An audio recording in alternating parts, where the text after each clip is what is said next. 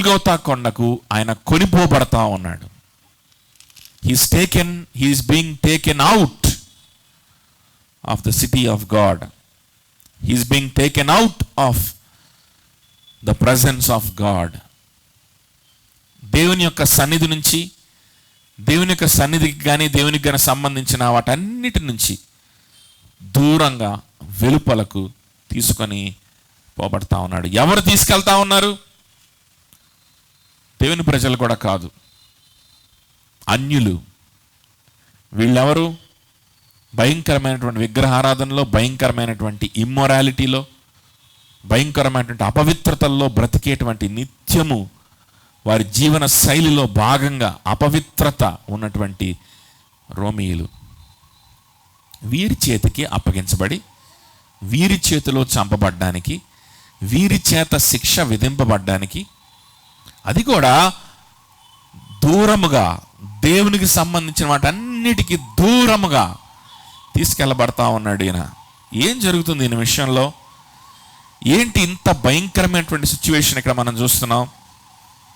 దీన్ని కరెక్ట్గా, యాక్యురేట్గా వర్ణించగలిగే వాళ్ళు ఎవరు వర్ణించారు? దీనికంటే ముందే మనం చూసినటువంటి యెషయా గ్రంథంలో యెషయా ప్రవక్త వర్ణించాడు. ఆయన శాపగ్రస్తుడయ్యాడు అనే విధంగా అక్కడ మనకు ఎంతగానో వర్ణించి చూపించాడు. ఇంకా మనం చూస్తే కనుక చూడండి,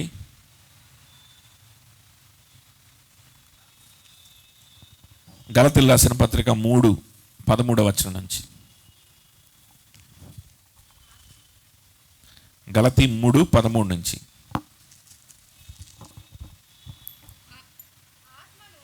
ఆత్మను గురించిన వాగ్దానము విశ్వాసము వలన మనకు లభించినట్లు అబ్రహాము పొందిన ఆశీర్వచనము క్రీస్తు యేసు ద్వారా అన్యజనులకు కలుగుటకై క్రీస్తు మన కోసము శాపమై మనలను ధర్మశాస్త్రము యొక్క శాపము నుండి విమోచించెను. ఇందును గూర్చి అబ్రహాముకు చేయబడినటువంటి వాగ్దానం ఏంటంటది? అబ్రహాం పొందిన ఆశీర్వచనము క్రీస్తు యేసు ద్వారా అన్యజనులకు కలుగుటకై క్రీస్తు మన కోసము శాపమై మనలను ధర్మశాస్త్రము యొక్క శాపము నుండి విమోచించెను. ధర్మశాస్త్రం యొక్క శాపము నుంచి విమోచించడానికి, అబ్రహాము వారసత్వం మనం పొందుకోవడానికి, ఆయనకి చేయబడినటువంటి వాగ్దానాల్లో మనం పాలు పొందడానికి ఏమైపోయాడంట? మన శాపము ఆయన మీద మోపబడింది. అంత మాత్రమే కాదు, ఆయన శాపమై పోయాడు. He became the curse. Not only a curse came upon him, మన శాపం ఆయన మీద ఉంచబడ్డం కాదు కేవలం, కానీ ఆయనే శాపమైపోయాడంట. ఇంకో విషయం ఏంటంటే, ఇది ఆవశ్యకం, ఇది అవసరం. ఎందుకు? నీ కోసం, నా కోసం ఇది అవసరం. ఇది జరగకపోతే అబ్రహాము కుమారులుగా ఆయనలో చేయబడినటువంటి వాగ్దానం, దేవుడు మన దేవుడుగా ఉంటాడని, మనం ఆయన ప్రజలుగా ఉంటామని, ఆయన మన మధ్యలో నివసిస్తాడని ఏదైతే వాగ్దానం ఉందో మనకు సంబంధం ఉండదు. ఇది జరగకపోతే గనక భయంకరమైనటువంటి శాపం ఏదైతే ఉందో, దేవునికి వ్యతిరేకులముగా, విరోధులముగా మారిపోయేటువంటి అవకాశం ఏదైతే ఉందో అది మనకు సంభవించేటువంటి పరిస్థితి.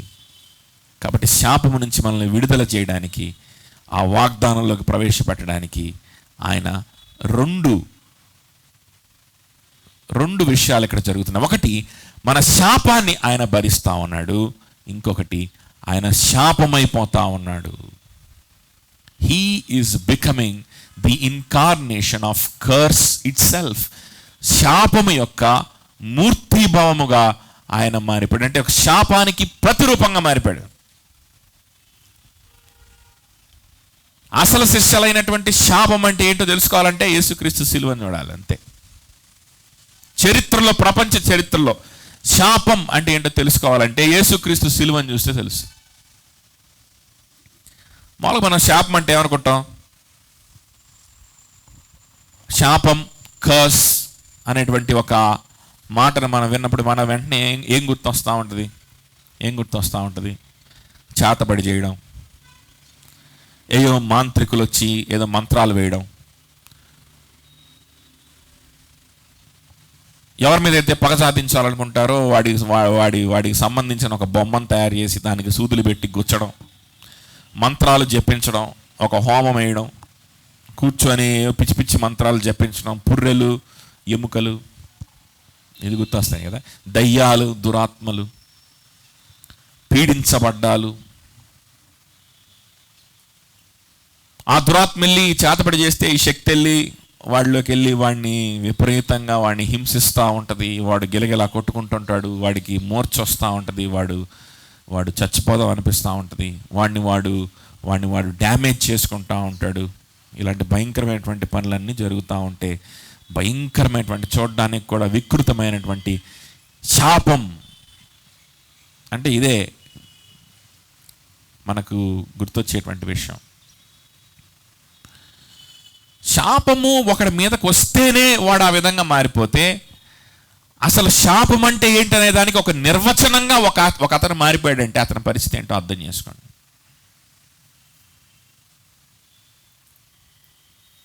ప్రపంచంలో జరిగినటువంటి శాపాలన్నీ కూడా, ఏ శాపాన్ని చూసినా సరే reference point, the most painful event in the history of mankind, the most obscene thing in the history of mankind. RC Sproul గారు ఒక ప్రసంగంలో ఈ మాట ఈ విధంగా చెప్పాడు అనమాట. అదేంటంటే, ఒక గుంపు ఉంది, వాళ్ళని ఏమంటారంటే ఏదో అంటారు, క్వేకర్స్ అనేది అంటారనమాట. సో వాళ్ళు ఒక గుంపు ఉందన్నమాట. వాళ్ళు అమెరికాలో వాళ్ళు ఏంటంటే వాళ్ళు ఒక లిబరల్స్ అనమాట, లిబరల్ గుంపు. వాళ్ళు లిబరల్ గాస్పెల్ని ప్రీచ్ చేస్తూ, దేవుడు చాలా ప్రేమమయుడు, ఆయన ప్రేమించడం ఒక్కటే తెలుసు, అది తప్ప నుంచి ఏమీ తెలియదు. ఇప్పుడు మామూలుగా మనం టెలివిజన్లో కానీ అక్కడ యూట్యూబ్లో కానీ పాస్టర్లు చెప్పేటువంటిదే కదా, ఆయనకు ప్రేమించడం తప్ప ఏదీ తెలియదు. ఆయన శాపం అంటే అసలు ఆయన శాపం అంటేనే అసలు ఆయనకు నచ్చదు. ఈ విధంగా బోధించేటువంటి చాలామంది ఉంటారు. సో అలా బోధించేటువంటి ఒక గుంపు ఉంది అమెరికాలో. వాళ్ళు పిలిచారంట ఎవరిని? ఆర్సి స్ప్రౌల్ని. ఆర్సి స్ప్రౌల్ని పిలిస్తే ఈయన ఊరుకోడు కదా, ఈయన సిలువని గురించి వివరిస్తూ ఉన్నాడంట. సిలువని గురించి, సిలువలో ఉన్నటువంటి భయంకరమైన శాపాన్ని గురించి, శిక్షని గురించి వివరిస్తూ ఉన్నాడు. సిలువని గురించి వివరిస్తూ ఉంటే అక్కడ ఆడియన్స్లోంచి ఒక వ్యక్తి వెంటనే లేచి ఏమన్నాడంటే, that is so primitive and obscene అన్నాడట. ఏమన్నాడు? It is so primitive and obscene. ఈయనేం వివరించుకుంటూ వస్తున్నాడంటే, బలియాగాలు, గొర్రెపిల్ల బలి ఇవ్వబడాలి, పశువులు బలి ఇవ్వడాలు, వాటి రక్తాలు ప్రోక్షణ అవసరం. సో రక్తం ప్రోక్షింపబడడం. సో అదేవిధంగా మళ్ళీ క్రీస్తులోకి వచ్చేసి క్రీస్తు ఏ విధంగా ఆ గొర్రెపిల్లగా ప్రోక్షింపబడ్డాడు, ఇవన్నీ జూమ్ చూస్తున్నారా? సో ఇవన్నీ కూడా ఏంటంటే వివరించుకుంటూ వస్తూ ఉంటే ఆయన ఏమన్నాడంటే, ఆ గుంపులోంచి ఒక వ్యక్తి లేచి ఏమన్నాడంట, this is so primitive and obscene. Yes అంటే ఒకసారి ఆర్సి స్ప్రౌల్ గారు కొంచెం అవమానపడి, అరే ఏంటి ఇలా గరిచేశాడు ఆడియన్స్లో ప్రసంగం చేస్తుంటే అని చెప్పి కొంచెం ఇబ్బంది పడి అలానే ఉన్నాడంట. మరలా అదే అంటున్నాడంట. ఈసారి ఆర్సి స్ప్రౌల్ గారు, వాట్ డిడ్ యూ సే, ఏమన్నావు అన్నాడంట. మళ్ళీ అది రిపీట్ చేసి, it is so primitive and obscene. అంటే చాలా ఆటవికంగా ఉంది, అంటే నాగరికత సంబంధం ఉన్న వాళ్ళు చేసే పనులు కాదు. బలులు ఇవ్వడం, రక్తాన్ని పొయ్యడం, బలిపీఠము, దేవుని సింహాసనం ఉంటుంది, ప్రధాన యాజకుడు వెళ్ళి ఒక గొర్రెపిల్లని వధించి ఆ రక్తం అంతా దాని మీద పొయ్యడం. యెరూషలేం దేవాలయంలో యోమ్ కిప్పుర్ సమయంలో కానీ కొన్ని ప్రత్యేకమైన సమయాలు ఎలా ఉంటుందో తెలుసా? యెరూషలేం మందిరంలో అక్కడ కొన్ని వందల వేల పశువులు వధింపబడతా ఉంటాయి. గంటకి కొన్ని వందల పశువులు వధింపబడతా ఉంటాయి. బళ్ళు అర్పించడానికి వస్తూ ఉంటారు, బళ్ళు అర్పిస్తూ ఉంటారు. ఇవన్నీ జరుగుతూ ఉంటాయి. ఆ మందిరంలోకి అడుగు పెడితే రక్తపు కంపు.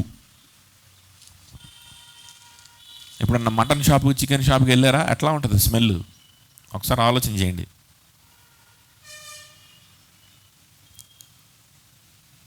Blood all over the place. RC Sproul గారు ఏమన్నావు? ఆటవికంగా ఉందన్నావా? ఏమన్నావు? అసభ్యకరంగా ఉందన్నావు. ఆబ్సీన్ అంటే అసభ్యకరమైనది నువ్వు చెప్పే మాటలు అన్నాడు. స్ప్రౌల్ గారు అన్నారంట, yes, those are the words I'm looking for. ఆ పదాల కోసమే నేను వెయిట్ చేస్తానయ్యా. నిజం, నువ్వు చెప్పిన పదాలు చాలా బాగున్నాయి, కరెక్ట్గా ఆ పదాల కోసం నేను వెయిట్ చేస్తున్నాను అన్నాడంట. Yes, it is primitive. Yes, it is obscene. ఆటవికంగానే ఉంది, అది అసభ్యకరంగానే ఉంది. కానీ ఇక్కడ పాయింట్ ఏంటంటే,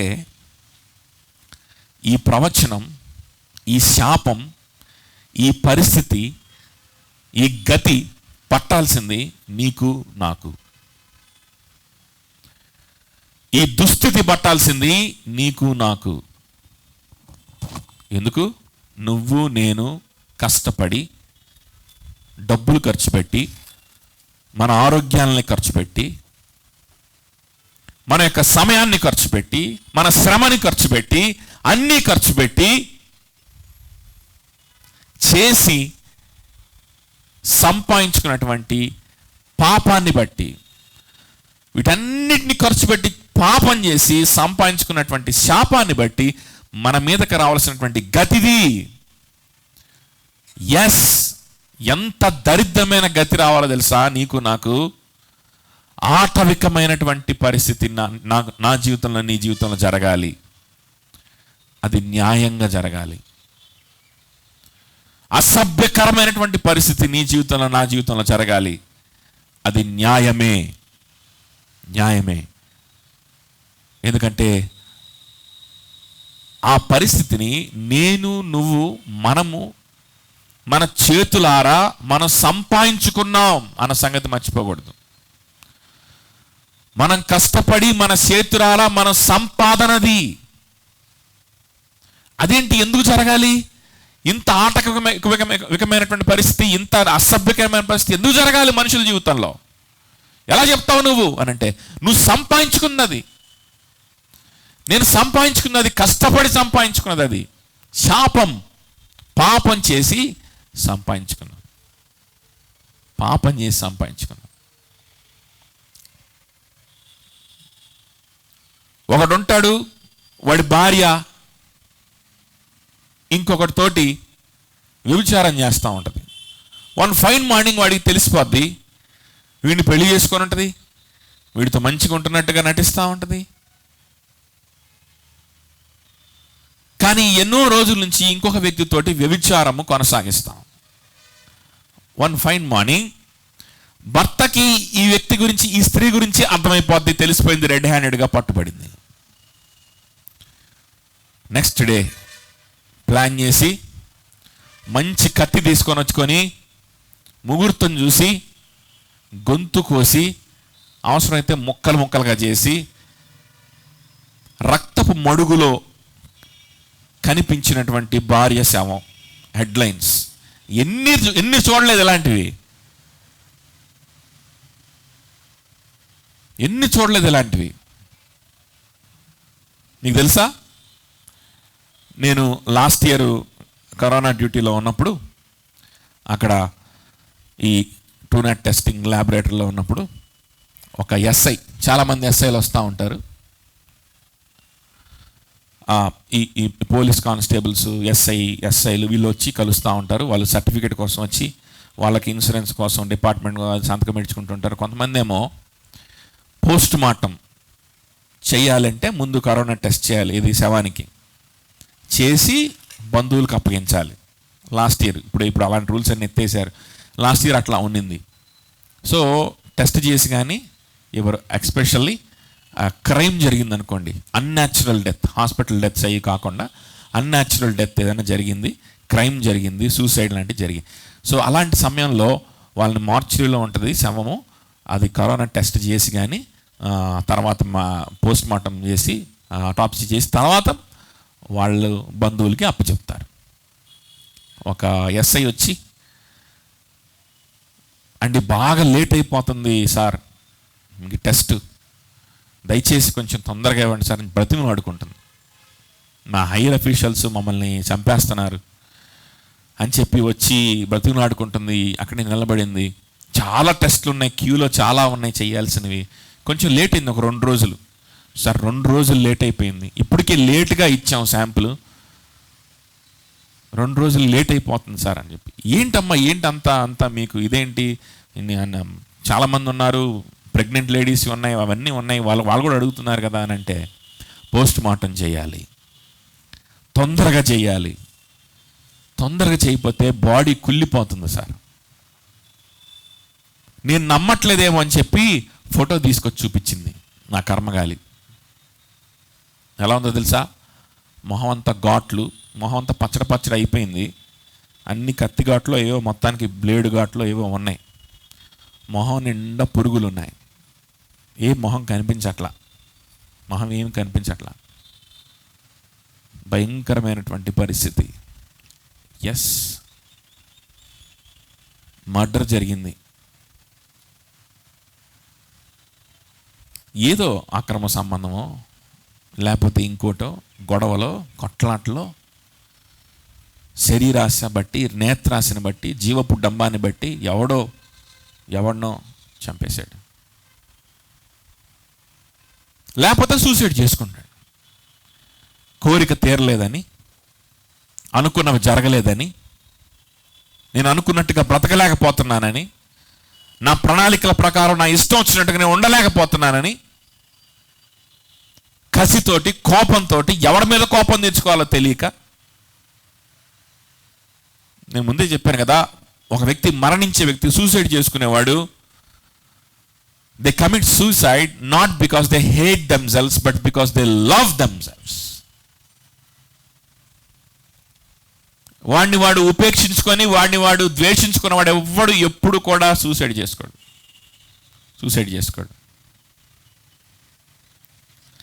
తను తాను ప్రేమించుకునేవాడే సూసైడ్ చేసుకుంటాడు. వాడంటే వాడికి చాలా ప్రేమ, అద్దంలో చూసుకుంటే మాత్రం ప్రేమ రాట్లా. వాడంటే వాడికి చాలా ప్రేమ ఉంది, కానీ వాడి ఉద్యోగాన్ని చూస్తే మాత్రం సరిగ్గా అనిపించట్లా. వాడంటే వాడికి చాలా ప్రేమ ఉంది, కానీ బ్యాంక్ బ్యాలెన్స్ చూస్తే అనిపించట్లా. ఇంతగా ఇంతగా ప్రేమించుకున్నటువంటి నాకు ఆ వ్యక్తి మాట్లాడ్డా, ఇంతగా నేను ప్రేమిస్తున్నటువంటి ఈ శరీరాన్ని నేను సరిగ్గా చూసుకోలేకపోతున్నానా, నాకు ఇష్టం వచ్చిన డ్రెస్ వేసుకోలేకపోతున్నానా, ఇష్టం వచ్చిన బైక్ నేను కలిగి ఉండలేకపోతున్నానా, ఇష్టం వచ్చినట్టు నేను చేయలేకపోతున్నానా అని వాడిని ప్రేమించుకొని, వాడి పైన వాడికి ప్రేమ ఎక్కువైపోవడం వల్ల ఉరేసుకొని చస్తాడు అన్న సంగతి మీకు ముందే చెప్పా. అలాంటిదే మొత్తానికి ఏదో జరిగింది, మొహం అంతా పురుగులు ఉన్నాయి, తొందరగా ఇవ్వండి సార్. రక్తం, పురుగులు,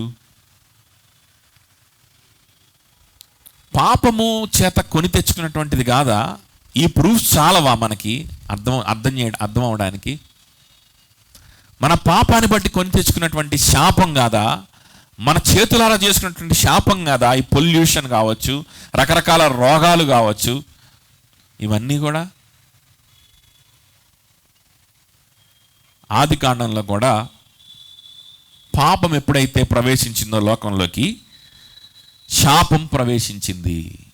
మొట్టమొదటి శాపం సర్పానికి వస్తే, ఆ తర్వాత శాపం భూమికి, మనిషికి వస్తే, ఆ భూమి అంట విమోచన కోసం, ఆ శాపం నుంచి ఎప్పుడు నేను బయటపడతానని.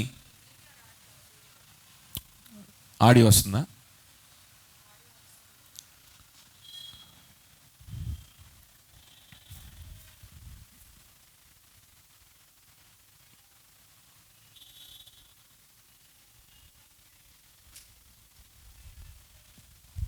వస్తుంది, రావట్లేదు. ఈ శాపం నుంచి ఎప్పుడు బయటపడతానని వేదనతోటి రోదనతోటి అది భూమి కూడా ఏం చేస్తూ ఉందంటే మూలుగుతూ ఉందని దేవుని వాక్యంలో మనం చూడగలుగుతాం కదా. రోమీయులకు రాసిన పత్రికలో అది శాపం అంటే. కాబట్టి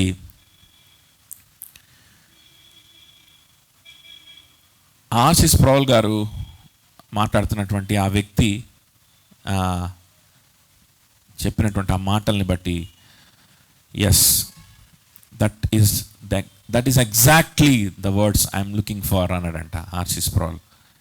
ఇవన్నీ మన మీదకి రావాల్సినవి, మనం కొని తెచ్చుకునేటువంటివి. అంటే గొర్రెపిల్ల రక్తాన్ని చూస్తే నీకు అసహ్యంగా ఉంది, సిలువను గురించి వివరిస్తూ ఉంటే నీకు అసహ్యంగా ఉంది, దేవుడు ఎంతగా శపించగలడు అని వివరిస్తూ ఉంటే నీకు అది చాలా ఆటవికంగా, చాలా అసహ్యంగా నీకు అనిపిస్తూ ఉంది. మరి నువ్వు మనుషులు కొని తెచ్చుకునేటువంటి పరిస్థితులను చూస్తే నీకు అనిపించట్లేదా? సమాజంలో జరుగుతున్నటువంటి పరిస్థితులను చూస్తే నీకు అనిపించట్లేదా? సరే, ఇందాక మనం అనుకున్న ఎగ్జాంపుల్కి వెళ్ళిపోదాం. ఒక వ్యక్తి తన భార్యను వ్యభిచారం చేయడం చూశాడు, చంపేశాడు. సరే, వాడంటే ఏదో వ్యభిచారి, వాళ్ళు వ్యభిచారులు, వాళ్ళు ఏదో చేసుకొని వాళ్ళు చంపేసుకున్నారు. మనం ఎట్లా పోల్చుకుంటాం వాళ్ళతోటి? They are all nasty people అనుకుందామా? అనుకుని వదిలేద్దామా? ఆ విధంగా అనుకుని వదిలేయచ్చా? ఆ వ్యక్తిలో ఏదైతే వ్యభిచారం అనేటువంటిది, శరీరాశ అనేటువంటిది, నేత్రాశ అనేటువంటిది పనిచేసిందో అదే శరీరాశ, నేత్రాశ నీలో నాలో లేదా? అయితే అటువంటి పరిపక్వమై అటువంటి క్రియలు చేయడానికి అవకాశం నీకు నాకు దొరకలేదు అంతే. ఆ స్వభావం మనలో లేదా? ఆ బలహీనత మనలో లేదా? దానికి రావాల్సినటువంటి శిక్ష అతి భయంకరమైన, అతి అసహ్యకరమైనటువంటి పరిస్థితులు కాదా? ఏంటిది?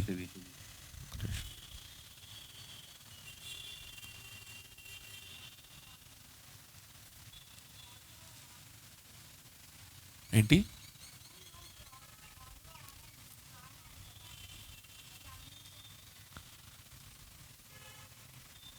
మ్యూట్ చేయమని. ఓ, 2 ఉన్నాయి కదా. హలో, కానీ ఇక్కడ మ్యూట్ చేస్తే ఎలా? ఎందుకంటే ఇది స్విచ్ ఆఫ్ అయిపోయేలాగా ఉంది, అందుకని ఇందులో ఆన్ చేశాను. ఇది మ్యూట్ చేద్దాం. Okay, hello, right.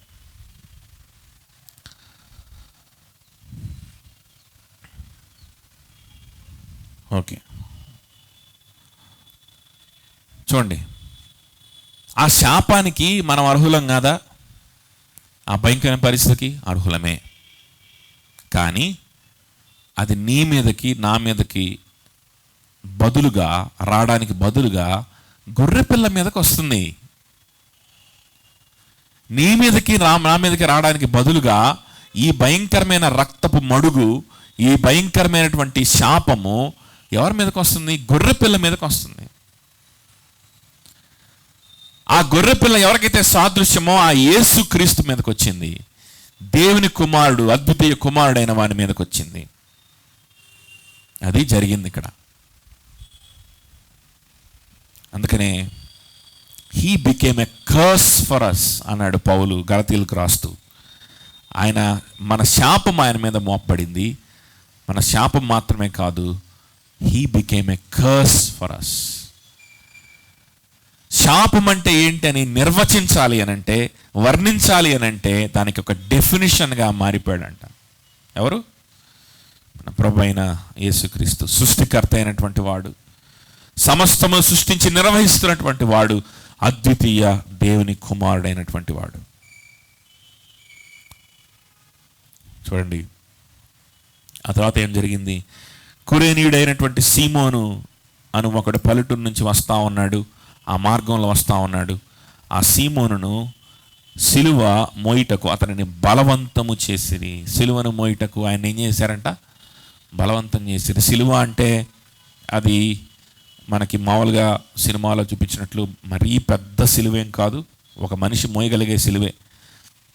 అది హింసించబడి భయంకరంగా అనేకమైన కొరడా దెబ్బలు తిని వీపంతా దున్నబడి భయంకరమైన పరిస్థితిలో ఉన్న వ్యక్తికి అది చాలా కష్టమే, కానీ ఒక ఆరోగ్యంగా ఉన్న వ్యక్తి ఈజీగా దాన్ని మోయగలడు. ఎటువంటి అంత ఎక్కువ ప్రయాస లేకుండానే ఆ సిలువని మోయగలడు. సో కురేనీయుడైనటువంటి సీమోను అనేటువంటి వాడు మార్గంలో వెళ్తూ ఉంటే ఆయన్ని ఈ సైనికులు పిలిచి సిలువని మోయమని బలవంతం చేశారు. యాక్చువల్గా ఏం చేస్తారంటే ముందుగానే ఫ్లాగింగ్ జరుగుతుంది, కొంతమందికి జరుగుద్ది, కొంతమందిని కృంగిపోయి ఉంటారు, వాళ్ళు మొయ్యలేకపోతూ ఉంటారు. కాబట్టి ఆ దారిలో ఉండే వాళ్ళని అసలు బిగినింగ్లోనే ఫస్ట్ ఏం చేస్తారంటే నువ్వు వచ్చి మొయ్యరా అని చెప్పి వేరే వాడి చేత మోయించి అక్కడ దాకా తీసుకెళ్ళి అక్కడికి వెళ్ళిన తర్వాత సిలువేసేస్తారు. మామూలుగా ఖైదీలకి చేసేటువంటి పద్ధతి. అయితే కొంచెం లేటుగానే అడిగారని చెప్పాలి, కొంచెంసేపు తర్వాత అడిగారని చెప్పాలి, లేకపోతే ముందే అడిగారో అసలు బిగినింగ్లోనే అడిగారో మనకంత స్పష్టంగా అక్కడ లేదు, కానీ మొత్తానికి అడిగారు, మొయ్యమని అడిగారు. ఆ తర్వాత బలవంతం చేయాల్సి వచ్చిందని రాయబడింది అక్కడ. అది గమనించాలి మనం. ఈ ప్యాసేజ్ మొత్తం కూడా, ఈ ప్యాసేజ్ మొత్తానికి ఉన్నటువంటి థీమ్, లేకపోతే ఈ ప్యాసేజ్ మొత్తం ఈరోజు మనం చదువుకున్న ప్యాసేజ్ మొత్తం కూడా మనకు చెప్పాలనుకున్నటువంటి సత్యం ఏంటి అని అంటే ఆయన తృణీకరించబడిన వాడిగా ఉన్నాడు. ఆయన శాపగ్రస్తుడుగా అనేక మందికి, తన చుట్టుపక్కల ఉన్న వారందరికీ శాపముగా కనిపించాడు. శాపగ్రస్తుడుగా ఉన్నాడు అని అంటే అయ్యో పాపం శాపం వచ్చింది అనుకోవచ్చు. శాపముగా కనిపిస్తే ఒక వ్యక్తి ఏమంటారు? అయ్యో అనరు, చిచ్చి అంటారు.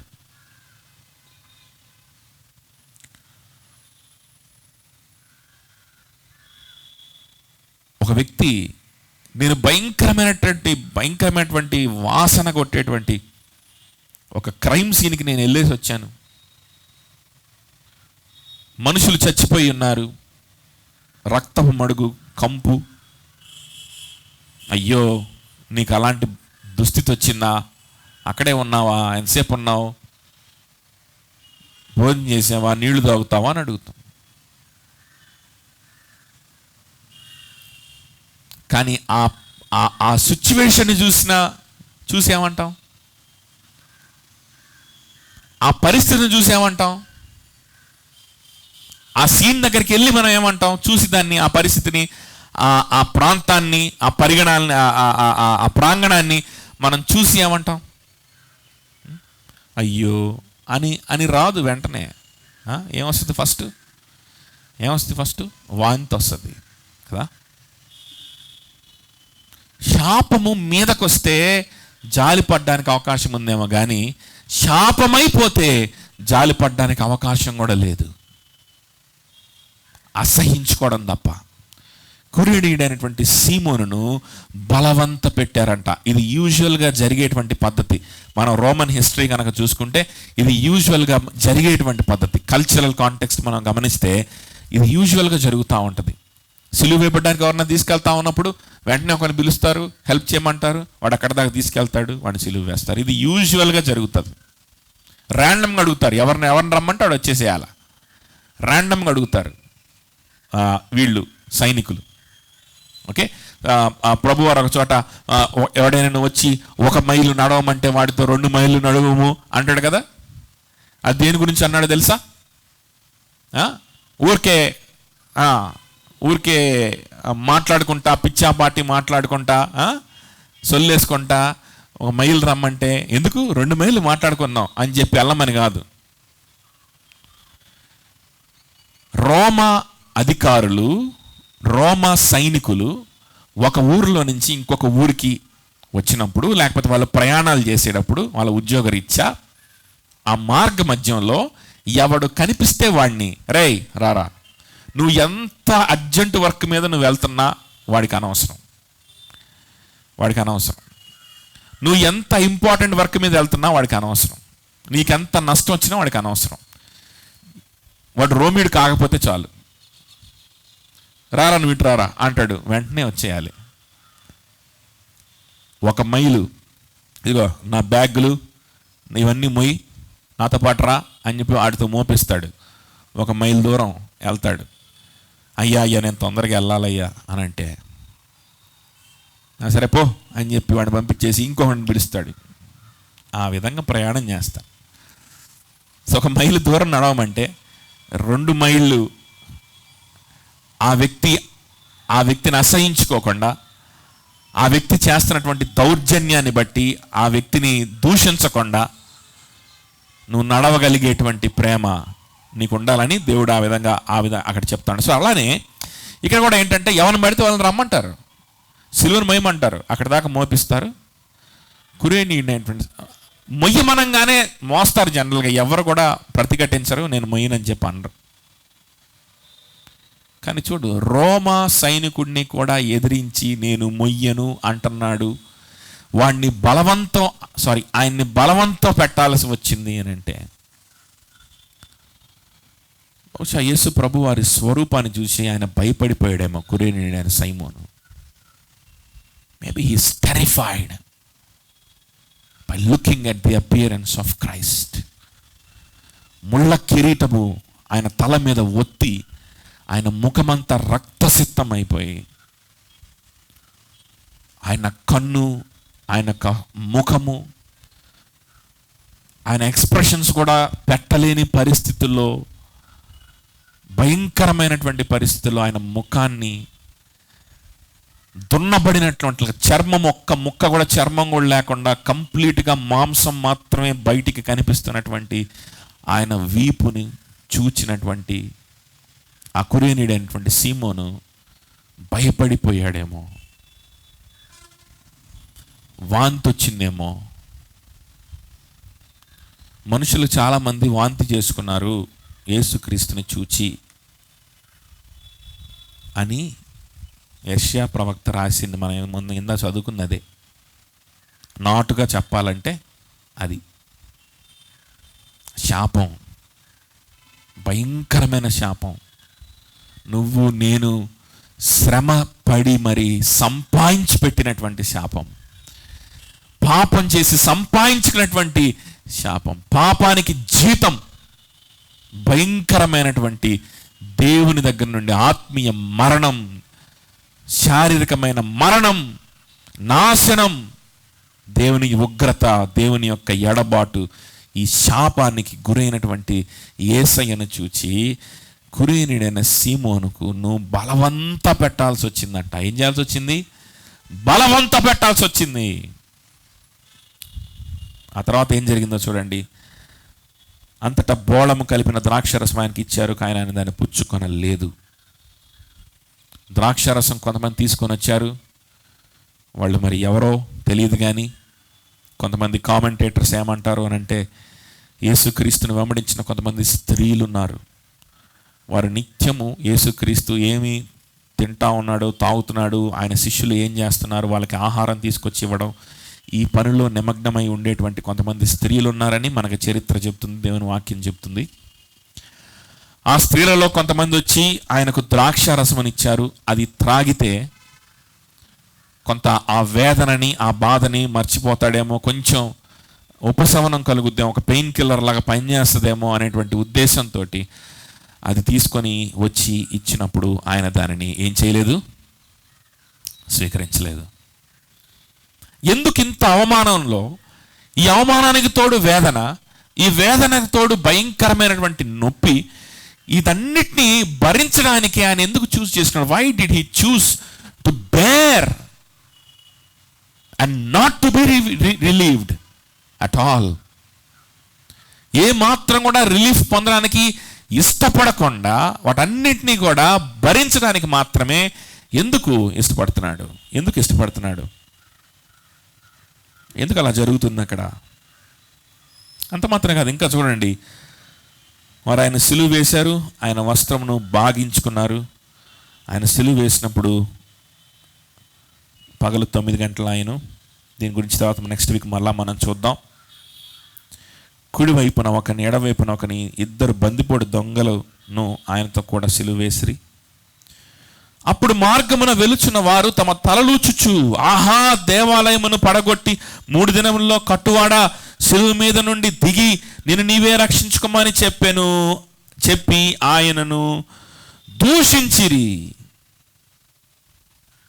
తలలు ఊచుచు, అసహించుకుంటూ. తలలు ఊచుకుంటూ అంటే దాని అర్థం ఏంటో తెలుసా? అసహించుకుంటూ.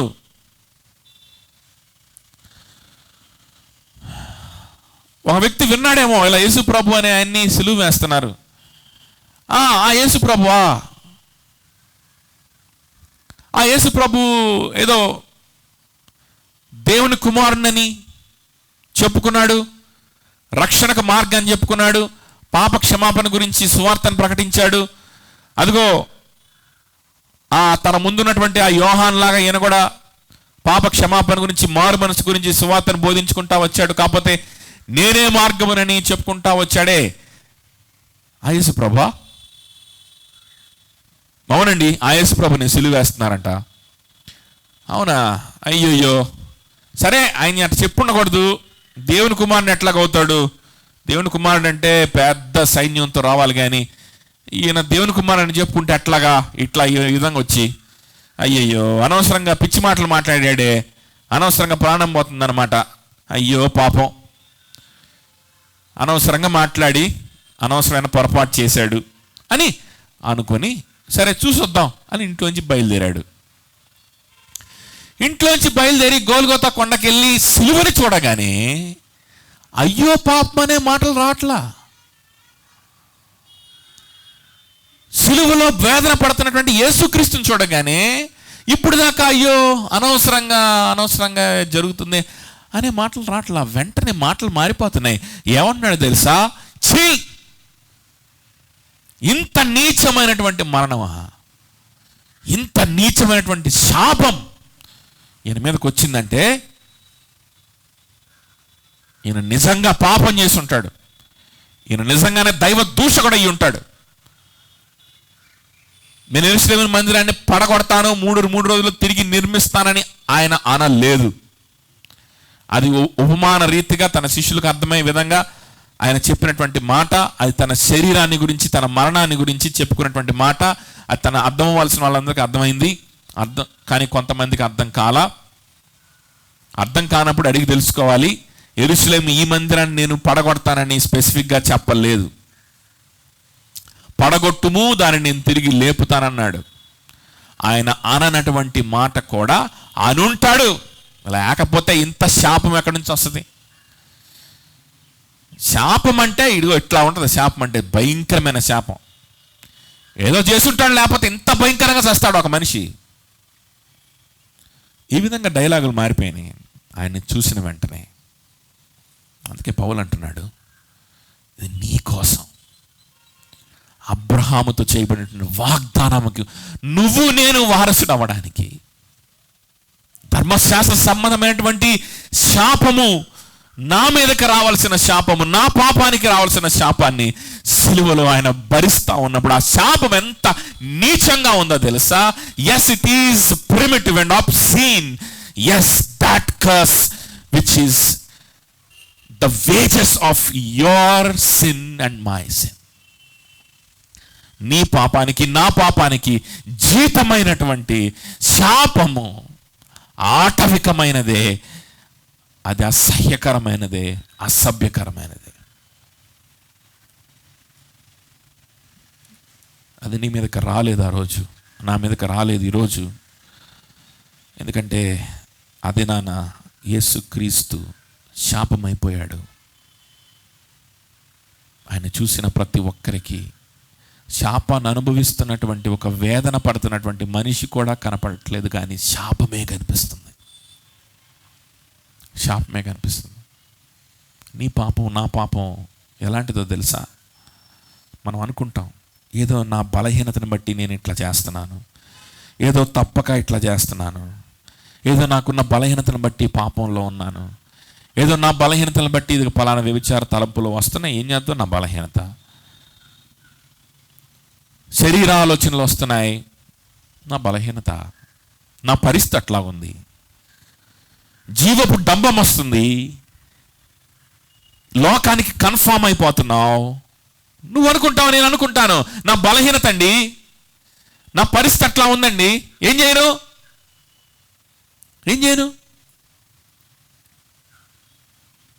నా పరిస్థితి అట్లా ఉంది. కానీ నిన్ను నన్ను చూస్తున్నటువంటి పరిశుద్ధమైనటువంటి దేవునికి ఏం కనిపిస్తుందో తెలుసా? కేవలం పాపం చేత బాధపడుతున్నటువంటి, లేకపోతే ఒక బలహీనత చేత బాధపడుతున్నటువంటి కేవలం ఒక వ్యక్తి కాదు. నీలో నాలో కూడా కనిపించేది అదిగో శాపం. అసహ్యించుకుంటా ఉంటాడు ప్రభు. గుర్తుపెట్టుకోండి, ఆయన ప్రేమించే దేవుడు ఆయన ఒక్కటే మనకు తెలుసు కదా. ఈ లోకంలో పుడుతున్నటువంటి ప్రతి ఒక్కరు, ఈ లోకంలో ఉన్నటువంటి ప్రతిదీ దేవుని యొక్క అసహ్యం కింద, దేవుని యొక్క శాపం కింద పుడుతున్నాం, శాపం కిందనే బ్రతుకుతున్నాం అన్న సంగతి మర్చిపోవద్దు. నాకు ఒక చిన్న పాప ఉంది, పుట్టింది, పెద్ద అవుతూ ఉంది, చిన్న తప్పులు చేస్తూ ఉంటుంది. ఇప్పుడే చిన్న మాటలు, అనకూడని మాటలు, చేయకూడనటువంటి చేష్టలు చేస్తూ ఉంటుంది. చాలా ముద్దుగా, చిన్నపిల్ల కదా, తెలియక చేస్తుంది. చిన్నపిల్ల కదా, ఆశపడి చేస్తుంది. దేనికో, ఆ టీవీలో ప్రోగ్రామ్కో, లేకపోతే తిండి పదార్థానికో ఏదో ఆశపడి చేస్తుంది అని నేను అనుకోవచ్చు. But you know what's the truth? She's taking every breath of hers under an obscene and primitive curse of God. తను తీసుకునే ప్రతి శ్వాస భయంకరమైనటువంటి, అసభ్యకరమైనటువంటి, ఊహించలారానటువంటి దేవుని యొక్క శాపం కింద తీసుకుంటుందన్న సంగతి నేను మర్చిపోకూడదు. ఆ శాపం నుంచి బయటికి రావడానికి తనకు ఉన్న మార్గం ఒక్కటే, అది యేసుక్రీస్తుని తన జీవితంలో రాజుగా కలిగి ఉండడం, ఆయనని తన జీవితంలో అధిపతిగా అంగీకరించడం, తన జీవితాన్ని ఆయనకి ఇవ్వడం, విశ్వాసముతోటి ఆయనే నా రాజు అని ఒప్పుకొని ఆయన కోసం బ్రతకాలని నిర్ణయం తీసుకోవడం, విశ్వాసం ఉంచడం, అదొక్కటే మార్గం ఆ పాపకి. Until then she is taking every breath under the unimaginably obscene curse of God. నువ్వు నేనైనా అదే పరిస్థితి.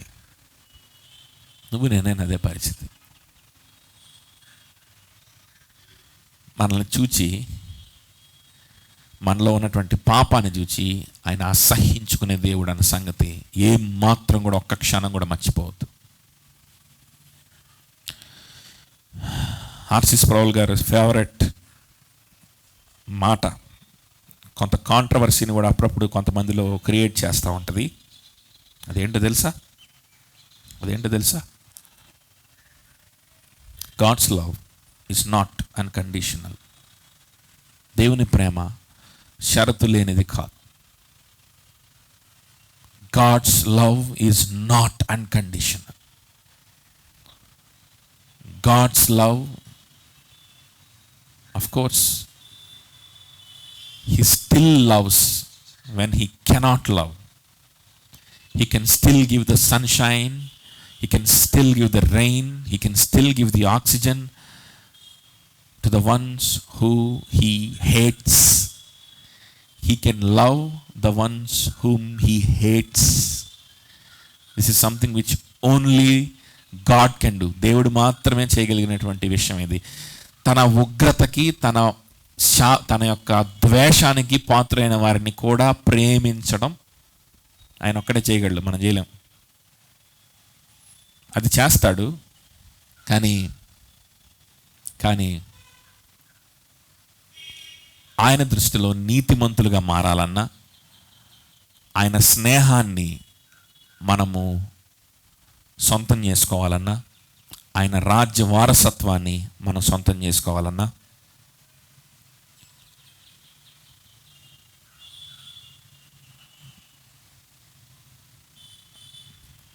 ఆ విధమైనటువంటి ప్రేమ ఆయన దగ్గర నుంచి మనం పొందుకోవాలంటే it is not unconditional at all. It is not unconditional at all. అది ఆయన దీర్ఘశాంతం అని చెప్పొచ్చు. రోమిలకు రాసిన పత్రిక ప్రకారం అయితే మనం మాట్లాడుకున్నాం కదా, చదువుకున్నాం కదా చాలా స్పష్టంగా, ఆయన దీర్ఘశాంతం కలిగి ఉండాలి అనుకుంటే ఏమి అంటాడు కదా. సో ఆయన ఉగ్రతకు నిలవబెట్టినటువంటి పాత్రలు ఉన్నారు, వ్యక్తులు ఉన్నారు, వాళ్ళ మీద ఆ ఉగ్రత వచ్చేంత వరకు కూడా దీర్ఘశాంతం కలిగి ఉండాలనుకుంటున్నాడు అంతే. Long suffering. But his love, but his divine love, but his saving love is never unconditional. It is always based on one condition, and that is the imputed righteousness of his beloved son. తన అద్వితీయ కుమారుని యొక్క నీతి నీ మీద కప్పబడి ఉండడం, నీ మీద ఆపాదించబడి ఉండడం ఆయన చూడాలి. లేకపోతే ఆయన నిన్ను ప్రేమించలేడు. ఎందుకంటే ఆయన న్యాయమైన దేవుడు, ఎందుకంటే ఆయన పరిశుద్ధుడైనటువంటి దేవుడు.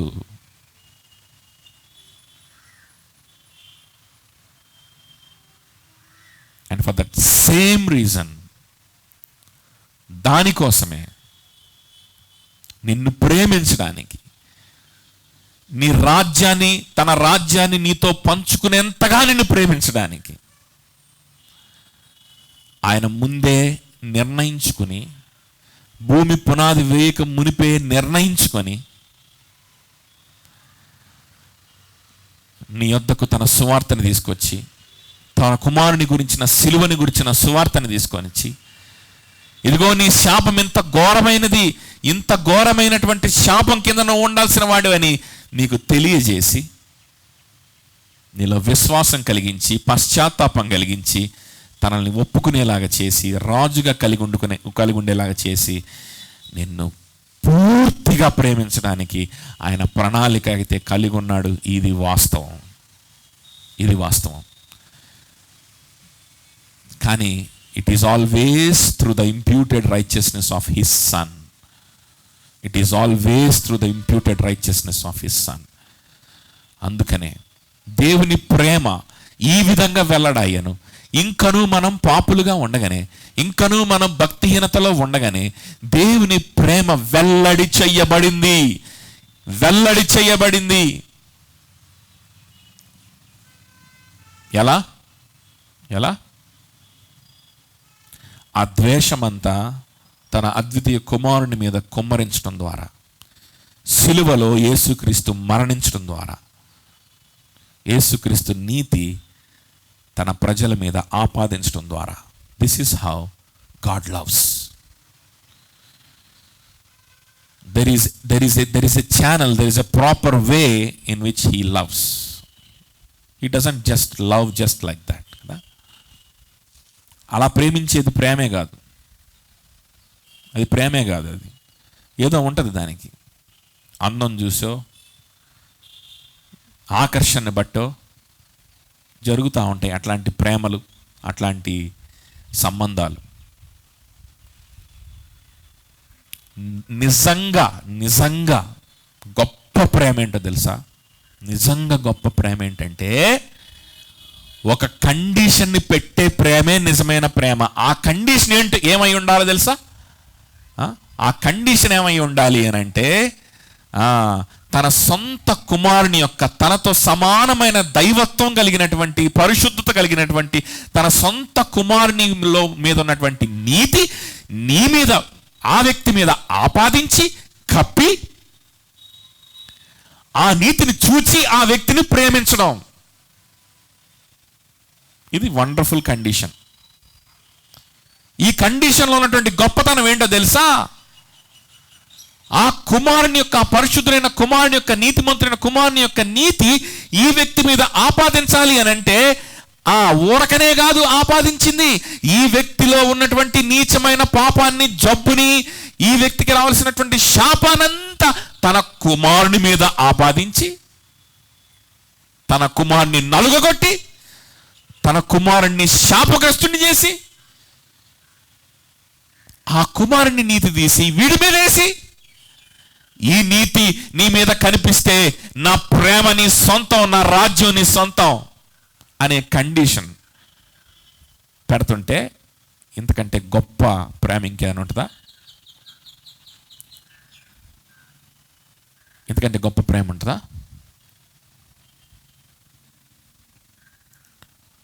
ఈ ప్రేమకి మనం ఎలా స్పందించాలి ఆలోచన చేయండి. ఎలా స్పందించాలి ఈ ప్రేమకి? కురేనీడైనటువంటి సీమోనుకు అర్థం కాలేదు ఈ ప్రేమ. ఆ తర్వాత అయినా అర్థమైందో లేదో మనకు రాయబడలేదు, కానీ తన కుమారులు అలెగ్జాండర్ అండ్ రూఫస్ అనేటువంటి ఇద్దరు కుమారుల గురించి అక్కడ రాయబడింది. వారి గురించి రోమిలు రాసిన పత్రికలో 16వ అధ్యాయంలో ఉంటుంది. వారు క్రైస్తవులుగా, ప్రభుని సేవించి ప్రభు బిడ్డలుగా, ఈ ప్రేమను అర్థం చేసుకున్న వారిగా, ఈ యేసుక్రీస్తు యొక్క నీతిని ధరించుకున్న వారిగా, మా శాపమంతా ఆయన మీద మోపబడింది కాబట్టి మా నాన్నగారు ఆయన చూచి అసహించుకున్నాడు అని గ్రహించారేమో. ఆయన నీతిని ధరించుకున్నటువంటి వారిగా, క్రైస్తవులుగా మనకు కనిపిస్తున్నారు ఈ Alexander and రూఫస్.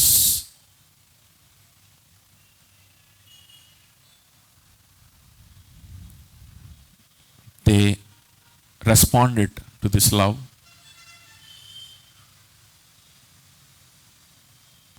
To this great, unique,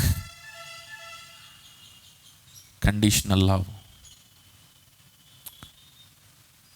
How should we respond? How should we respond? ఒకటే కండిషన్.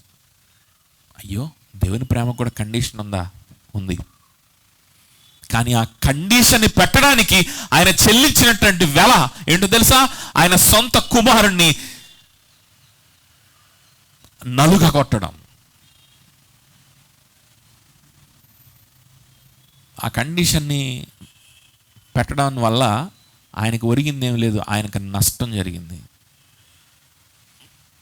మామూలుగా నిన్ను ప్రేమిస్తే నువ్వు నాకు డబ్బు ఇవ్వు, నేను నిన్ను ప్రేమించాలంటే నువ్వు నాకు ఆదరణ ఇవ్వు, నువ్వు నన్ను ప్రేమించాలంటే నువ్వు నాకు అది ఇవ్వు, ఇది ఇవ్వు, నాతో టైం స్పెండ్ చేయి అని నేను కండిషన్ పెట్టాను అనుకోండి. ఆ కండిషన్ వల్ల నాకు బెనిఫిట్ జరుగుతుందా, నష్టం జరుగుతుందా? I'm a beneficiary of that condition, right? కానీ ఈ కండిషన్ వల్ల, ఆయన పట్టిన ఈ కండిషన్ వల్ల తన కుమారుడు నలుగా కొట్టబడతా ఉన్నాడు, శాపమైపోతా ఉన్నాడు.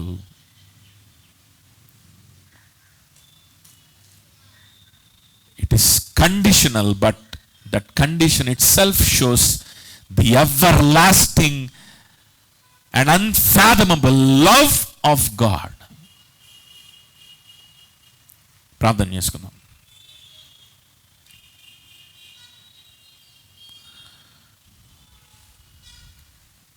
ప్రభువు జీవితాన్ని సమర్పించడానికి సిద్ధపడండి. ఇంకను అవిశ్వాసంలో, ఇంకను ప్రభుకు దూరంగా, ఇంకను ఈ కండిషన్ అర్థం చేసుకోలేని వారిగా, ఇంకను ప్రభువుని దూషించేవారిగా ఉన్నావా? ఎంత శాపాన్ని ఆయన అనుభవించాడు, ఎంత భయంకరమైన స్థితి నుంచి మనల్ని తప్పించాడు అనే విషయం ఒక్కసారి జ్ఞాపకం చేసుకొని ప్రభువును స్తుతించి ప్రభుకి జీవితాన్ని ఇద్దాం.